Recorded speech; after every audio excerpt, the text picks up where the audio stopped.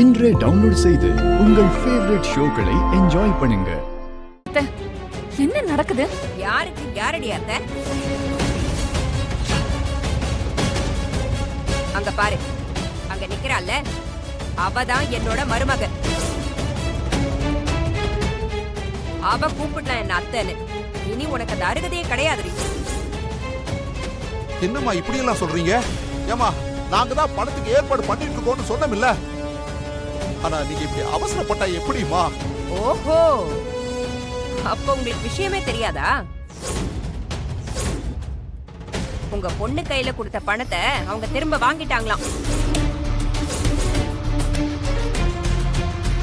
இதுக்கப்புறம் அவளுக்கு அந்த வீட்ல இருந்து ஒரு சல்லி பைசா கூட உங்க பொண்ணுக்கு கிடைக்காது. ஒண்ணும் இல்லாத வீட்ல நாங்க எப்படி பொண்ணு எடுக்கிறது? அதான் என் பையனுக்கு என் அண்ணன் பொண்ணையே கல்யாணம் பண்ணி வைக்கலான்னு நான் முடிவு பண்ணிட்டேன். இதுக்கப்புறம் உங்களுக்கும் எங்களுக்கும் எந்த சம்பந்தமும் கிடையாது. ஒழுங்கு மரியாதையா இடத்தை காலி பண்ணுங்க, போங்க. ஏமா, என்ன இருந்தாலும் என்கிட்ட ஒரு வார்த்தை சொல்லி இருக்கணும் இல்லம்மா? அதானம்மா மரியாதை. என்னது? உங்க பொண்ணு கையில இருந்து காசு போனதை நான் உங்ககிட்ட சொல்லணுமா? என்ன நடந்துச்சுன்னு போய் உங்க பொண்ணையே கேளுங்க, போங்க. ஆமா, அப்படி சொல்லிட்டா மட்டும் நீங்க என்ன பண்ண போறீங்க? உடனே வேற எங்கேயாவது உங்களால 10 லட்சம் பணத்தை புரட்ட முடியுமா? முடியாதுல்ல.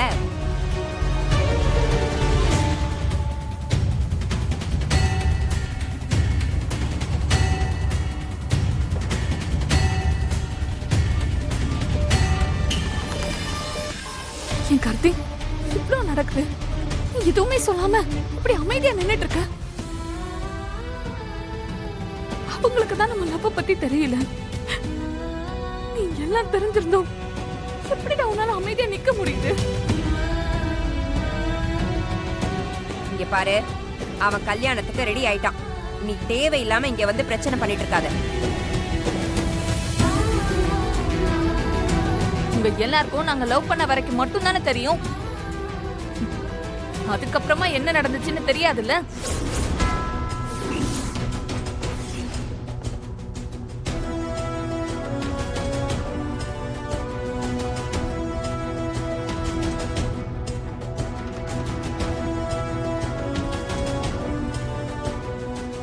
என்ன இது? என்ன கார்த்திக், உண்மையை சொல்லட்டுமா? தீபா,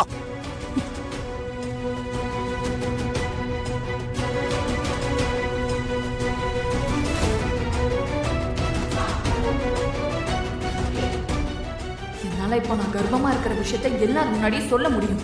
ஆனா அதை கேட்டா எங்க அப்பா தாங்க மாட்டாரு. அதனால நீ தப்பிச்சேன்.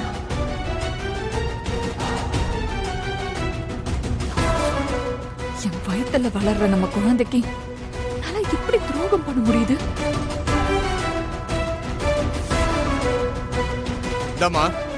முதல்ல என் மாப்பிள்ள சட்டையில இருந்து கையெடுமா.